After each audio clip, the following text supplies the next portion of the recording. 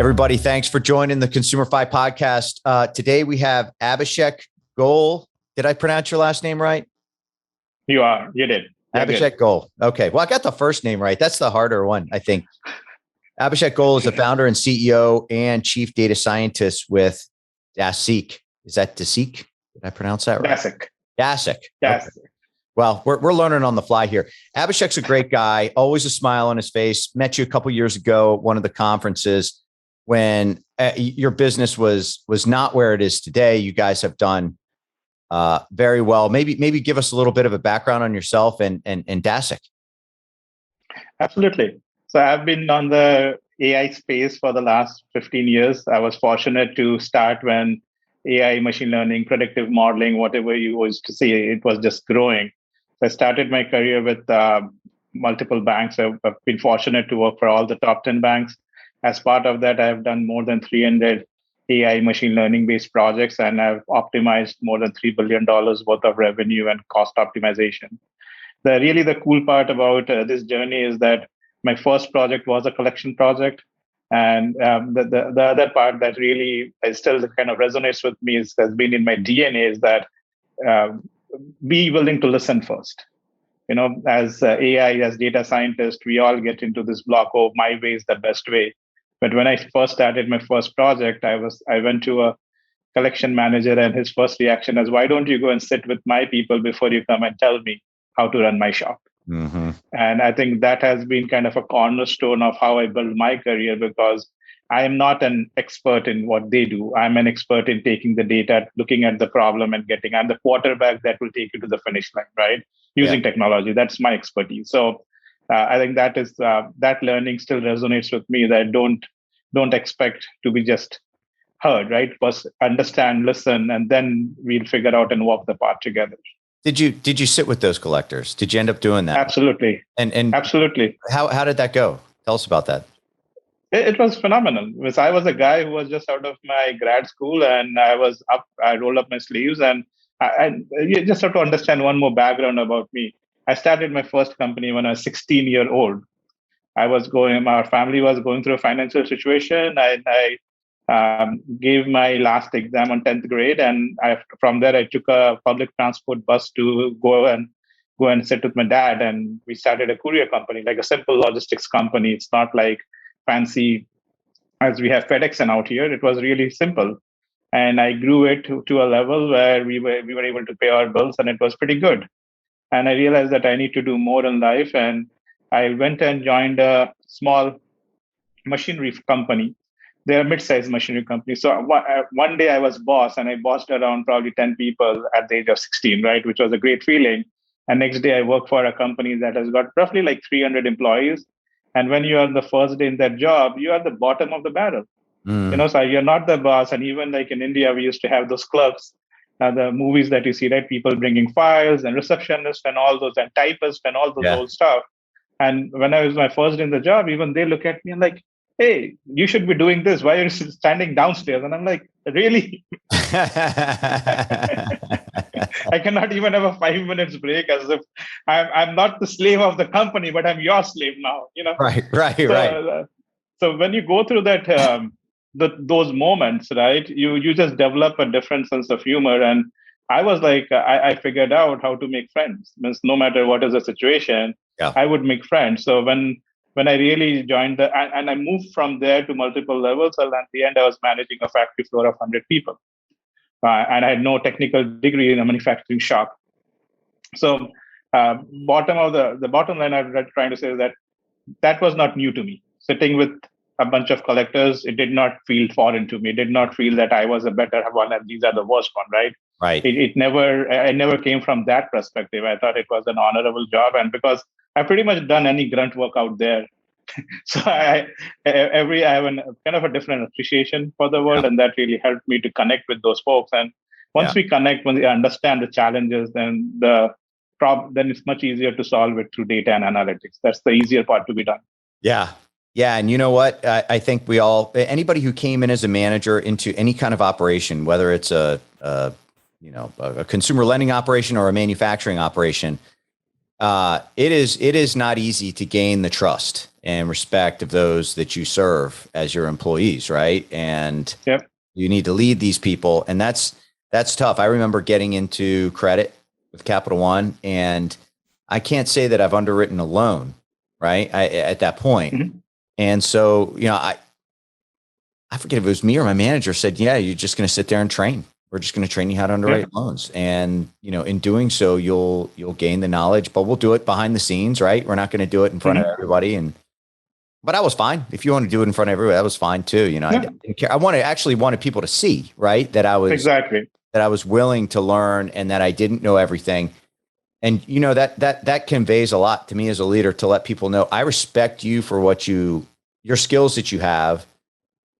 You can underwrite in ways that I still haven't learned, and I need you. I need you to be transparent and honest and authentic and all the good things to make sure that we have good open communication and all that.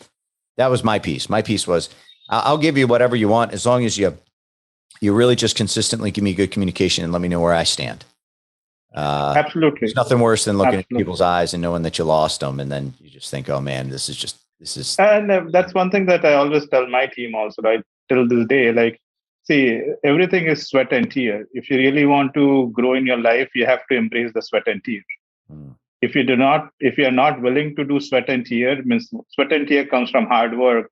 Sweat and tear comes from breaking something that is big of a problem that people were not able to build, and that is innovation, right? It's not that people have not broken it; it's just that we have not done it in our company or in this specific situation, right? But once you do it again and again, you build a mindset. Yeah. And that mindset goes a long way. It doesn't matter you work for any company. Once you build that mindset into your work, into your ethics, that will take you places.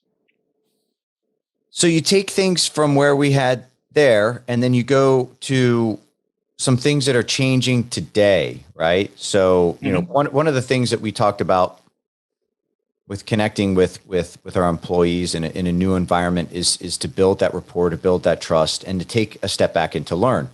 The collection space is changing though, Abhishek, right? I mean, it's not phenomenally as it used to be, and COVID has had some big changes to how we view things like omni-channel.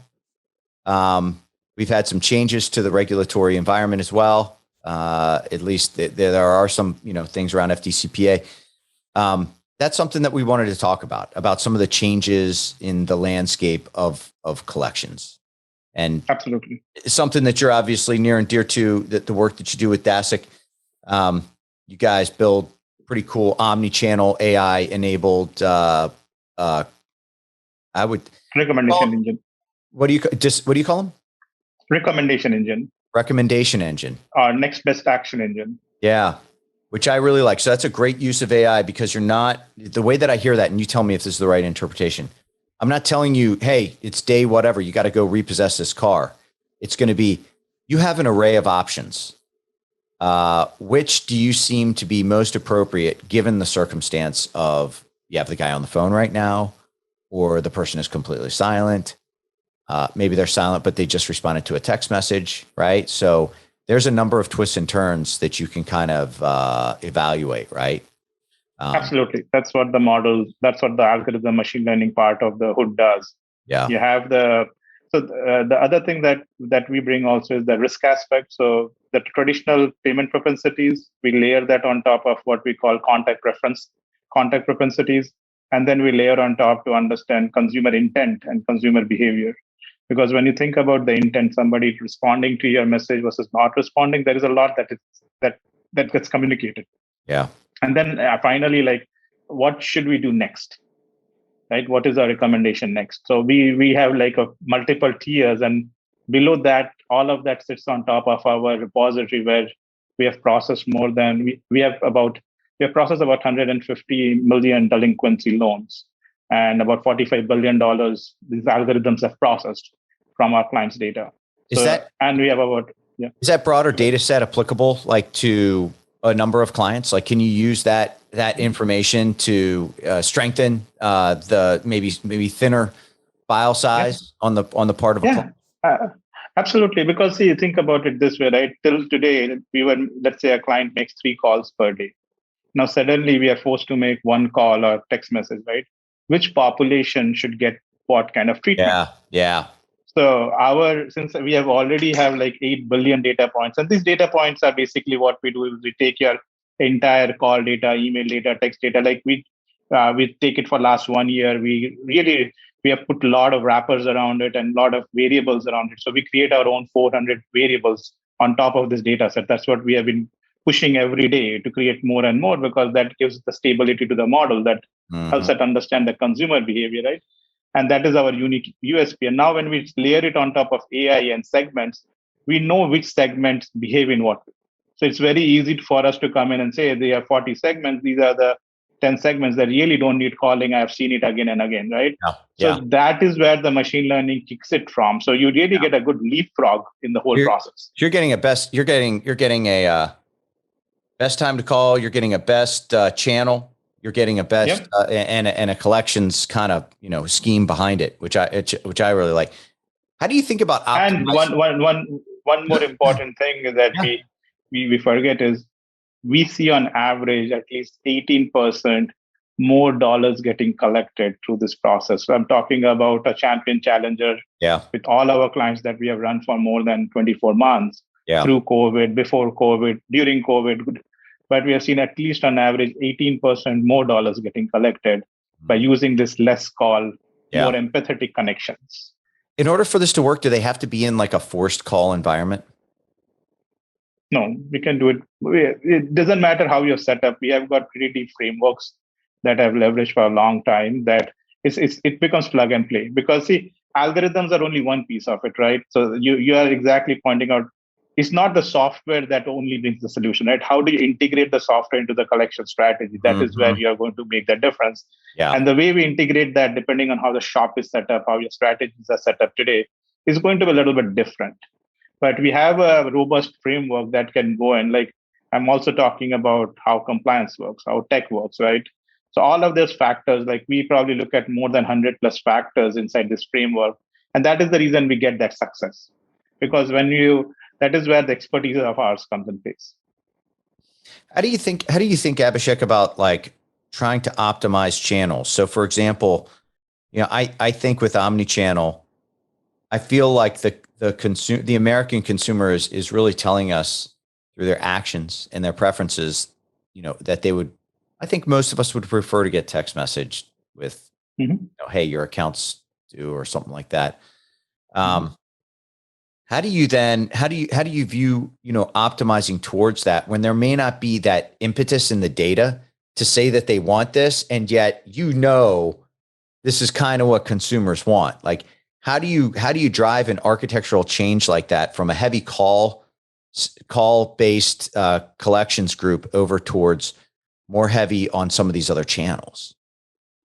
Do you mean from a technology or AI perspective, or do you mean that from a mindset perspective? From anything, man. Because I think it's all relevant, right? Because you got to lead the hearts and the minds, and you got to show the data, right? So there's quite a lot to be. These are huge cultural changes. Huge. Absolutely. Yeah. So one thing that I always, and I've been, so if you guys get a chance, go and look at debt collection and YouTube, debt consolidation, debt collection, and look at some YouTube videos. Okay. Like you'll be surprised at what people face today. So my first thing is that the most important thing, we are living in the world of Apple, Samsung, TikToks, and Facebooks. And we have to understand that is how the mind is geared today. Mind is geared to a more empathy. So as a collector, the one thing that we always have to whom are we interacting with, right? And that is where I again and again remind people, it's not about digital collection. What we are doing today, since the text messaging so cheap and we can just send people text message and say pay our bill, we are basically doing digital bullying today. It is digital bullying. It is because we are just asking them to pay their debt, but the way the human mind is working today is through empathy. Instead of saying please pay the bill, the empathy would mean that, hey, you have been paying 15 times, you missed your payment yesterday. It just creates a conversation. Today, the entire digital is geared towards making a conversation. Pay your bill doesn't allow people to come out. So we have done a lot of work in these dimensions. One is we brought in, like, we have contractors, consultants who have worked for Facebooks and TikToks and a lot of these large digital companies that have made billions of dollars, right? And they really understand that why people engage in TikTok, how they are doing it. And those are the concepts we brought into digital collection. So that helps us to engage with that audience, how Gen Zs think about it, how millennials think about engaging, right? So once you start talking in their language, it's no longer collection, it's just that I'm having a conversation. So we have to move this mindset inside our shops from collection to conversation, from bullying to empathy. And I'm not saying everybody's doing that. Please, that's not my purpose. But I'm saying that there is enough bad actors that has created a bad name for collectors. Right. And unfortunately, we are judged by that character, right? Whenever somebody says I'm a debt collection, people think that there is this person who is standing with a baseball bat trying to knock me off. Right. Which is always our argument, right? Whenever the regulatory environment kind of tightens on us, we say, well, this is an option, right? If you get rid of payday lending, this is the alternative that you leave. I do support that. I do support using that empathy. I mean, look, if you purchase any of these really well thought out, scientifically built collection models that you can train your organization to do, what are they going to do? They're going to have you start off by connecting with the individual, acknowledging, maybe even empathizing. And then at some point you're going to bridge to, okay, well, exactly. I'm not a therapist, right? You know that. Correct. Correct. Absolutely. I'm here. I'm empathetic to a point, but I'm also here to help you. I have a job and I can help you get an extension or explain, hey, we have a promise. We're going to take half today, half later. I've set the table. I'm not hostile. Right. And so now that bridging to a solution, my guess is probably better. Right.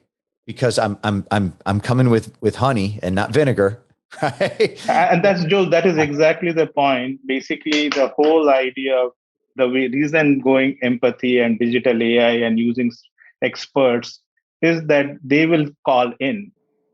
Let the consumer call in and understand the stages that where that consumer is sitting. Let that AI come in and optimize your messaging. Let's do a ton of A/B testing and champion challenger, because every product, every portfolio is a little bit different. The utility of the consumer, portfolio A versus portfolio B, even there is a 2% or 1% difference in charge of, there is more subtleties inside it. And that is what AI can do, which a normal collector cannot pick up on. See, there are expert collectors. I'm not talking about expert collectors. They are in a portfolio, in a collection shop, there is 10 to 15%, which I call experts. You give them any call, you'll get the best rating in the world. And I'm just comparing them to AI. I'm just saying, imagine your 15% of your collectors, you take those traits and put it into AI, so you can drive inbound volume of calls. Let the AI do the pre-work. You do not have to do the pre-work. And the second most important thing, there's not any additional risk. You are making more money. You're making more optimized. And that is the litmus test that you should ask any of your vendors. Like if you're going with somebody else, or even if you're doing it internally, like, guys, how do you ensure that this is going to work? Because we are in a business of making money. We are not in a business of testing new things. Right. I love the whole concept of digital empathy versus, the term kind of digital bullying. And maybe that's a bit hyperbolic, but I think it makes the point. Exactly. And I saw it I saw it live. So I have one of these devices I wear on my wrist, and it tracks my heart rate, my sleep, and all these other things. And it's really useful.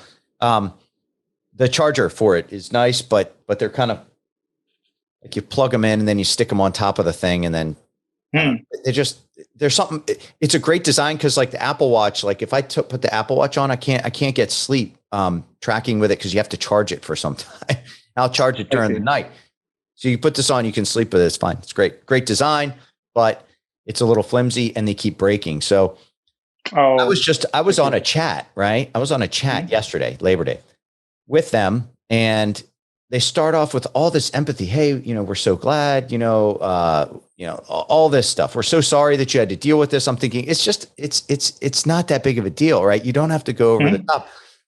But I'm not sure if I was talking to a person or if I was talking to a bot. Okay, so this is what I'm saying is are we training these bots to be empathetic as well? Are we training them to follow talk tracks that create that same vibe? Because I don't know if I was talking to a bot or a person. I really don't, Abhishek. But my point is And it that doesn't matter. that's exactly Yeah. my point. As long as you're collecting more dollars, how does it matter? And Yeah. see the whole idea of this bullying, right? And again, I'm bringing this point back. It's not. I know a lot of the reason I bring this example is because if you go online and just look at Dave Ramsey, how to settle with a collector, you would, when you start hearing those consumers calling in and listening into this conversation, it will break your heart. As a collector, it will break your heart. It's like, most collectors, that people that I have known in the industry, they don't do that. They don't support that kind of behavior. But unfortunately, that is what our debt collection people are doing. And that is the name that we are spreading for ourselves. So it has to stop somewhere, right? Right. And the hope is that, and see, again, if the other thing I tell my clients is that, guys, what if you do it and your competitors don't do it? You end up making more money. You end up creating a brand. You end up creating a repeat customer base, which is not bad. Right. Like, let's make the distinction, right? Because you can talk about people who purchase charged off debt, which tend to be a little bit more, it's harder, right? It's already charged. I mean, there's little impetus on the person. So you really need to be convincing. You really need to be influential versus, performing debt that was purchased at origination. And then you're working it. That's where you're looking at the repeat business. You obviously don't want repeat business in the charge off debt. Absolutely. Absolutely. Right. So just to be clear, we're talking, there's differences there, but, kind of bringing it around to a close, Abhishek, you and I were talking about, how to because we talked a little bit about the collection space changing with omnichannel. And I love this concept of digital empathy. And believe it or not, I think that's the most compelling point of our conversation, because it's got me thinking. It makes me put faith in humanity as we embrace this AI revolution, to think that no, it's not a silver bullet. We are still needed. And I know that, but not everybody knows that, right? Like, there's aided and unaided, and then there's, what do you call, explainable, they call explainable AI, but, but, at the end of the day, we're not going to go down these paths and do these things unless we think there's an ROI. So we have a lot of folks that have engaged omnichannel and maybe even some of these type of AI products. How do you kind of think about achieving that ROI? And let's just kind of dive in on that, because I think you and I could probably talk about the graveyard of technology projects that we've gone down with the intention of driving efficiencies, and yet we see a 6-figure bill and no system implemented. Right. Exactly. And we're not talking about Dasceq. Dasceq would never do this, right? But but this is the experience that we have, right? So this is what we're battling against. We want to get to that ROI. You've got cultural change with the people. You have technology change. You have process change. You have regulatory things to look out for. It's quite a lot there. And we're just looking at getting at that ROI. So I think it comes from digital collection also. This is the mind shift I'm noticing, right? I've been talking about, since I think the first time we met, we started our conversation on digital collection, right? Why AI versus what if I just get a tech solution? Yeah. So everybody got a tech solution, and everybody got that little bump that they were supposed to get. But after that, it has flatlined, right? The reason it has flatlined is because you have to keep up with it. You have to have very deep frameworks. You have to think about consumer psychology. See, as a collector, if you give a collector, give me 5 messages, all he can write is pay my bill. So you have to bring new perspective to the domain. You have to understand the waterfalls that we are talking about. That if your subject line is not good, people are not opening the email. No matter what is inside the email, nobody cares. Nobody even sees it also. So that's where I think we have to continuously think about, do I have the resources to walk all the 9 yards, or do I bring in experts who can help us? And I think the second piece that a lot of people they're realizing is that a lot of CEOs realizing like we bought a lot of tech in the last 2 years, 3 years. What is my ROI?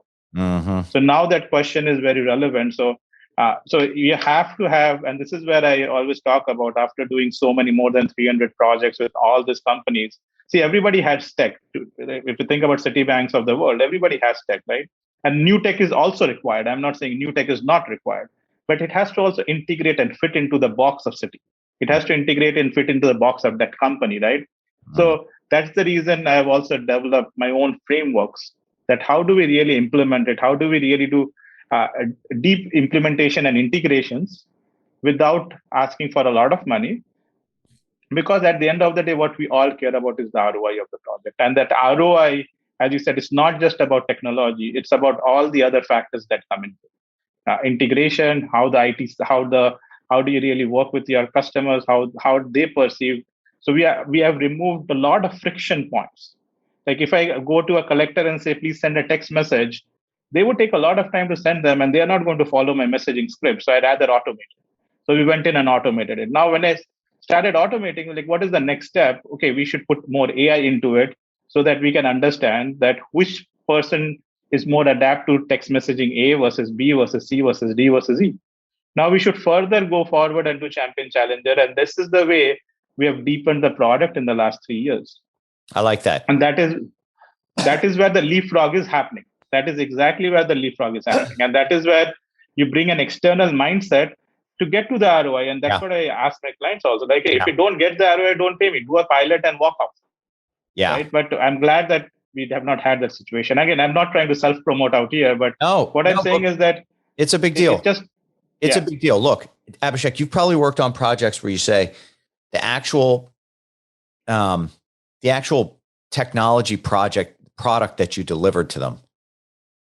Actually, the results from that and the improvements, you might scratch your head and say, I think I may have had a bigger impact on the actual organization through helping them clean up some of these bad practices that they were doing or just ineffective things that they were doing, right?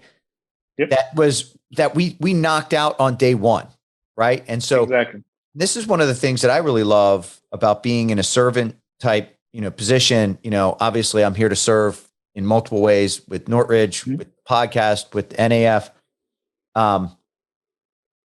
If you got to have that trust because people are letting you into their organization, but if you can do that and you can make that impact, how gratifying it can be for me. It's like, absolutely. I feel really, really good when I'm able to go a couple steps further.